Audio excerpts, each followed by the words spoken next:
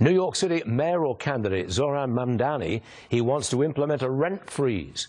My next guest says a move like that in the past handcuffed landlords and resulted in compromised quality of housing in New York.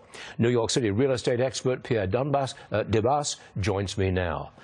First of all, tell me what happened the last time rent freezes were imposed, and what do you think will happen if they're imposed again by Mamdani? So when we had Bill de Blasio as our mayor in 2019, he had the most sweeping changes of our rent regulations in New York City history. Now, the immediate impact of that is that it really handcuffed landlords in order to adjust rent and remove any incentive they have to improve properties.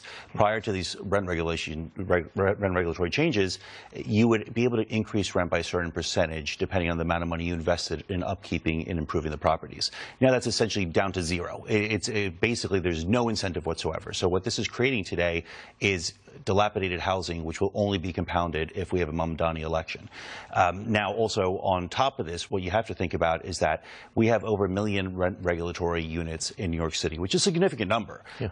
Due to the lack of economics for the landlords in terms of upkeeping these properties, 5 to 10% of these units are shadow inventory. You know, I called several landlords that we represent in New York City as a real estate attorney, and I said, what do you think the percentage of shadow inventory is? 5 to 10%. Think about that. That's 50 to 100,000 units that are not on the market because it saves the landlords money to keep them empty as opposed to receive rent and put them on and operate them.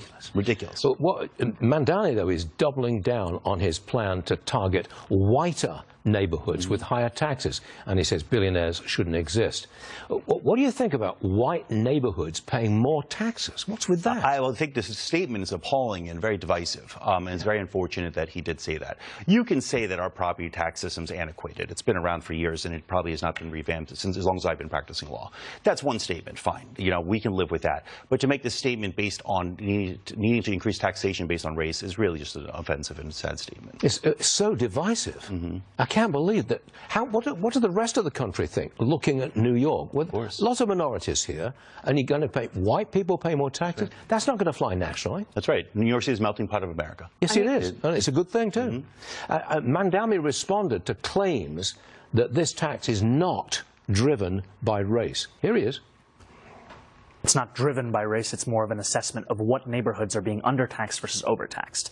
We've seen time and again that this is a property tax system that is inequitable. Ultimately, the thing that motivates me in this is to create a system of fairness. It is not to work backwards from a racial assessment of neighborhoods or our city. Rather, it's to ensure that we actually have an equal playing field. And right now what we see with the property tax system is one that is overtaxing a number of New Yorkers and undertaxing others, and an inability of political will to resolve that.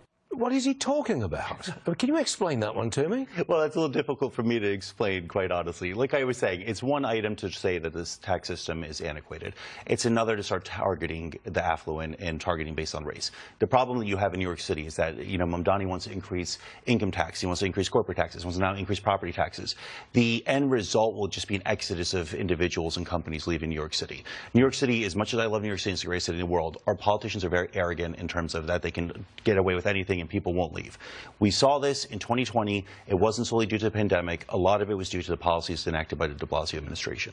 People left. People will leave. Companies will leave. People leave. Companies leave. Tax revenue declines. 40% of the city's revenue comes from property taxes. 40%. The 1% in New York City pay over 50% of the income taxes. If those people leave, you don't have the funds to give the free everything to everybody that you're running your whole campaign on. They don't exist. You need those people here. You need to incentivize economic growth, and the socialist agenda is just not going to work. Pierre Debbas, you've got to stay and fight. No, Thank you. All right, Pierre, thanks for being on the show. Thanks for having me. Thank you.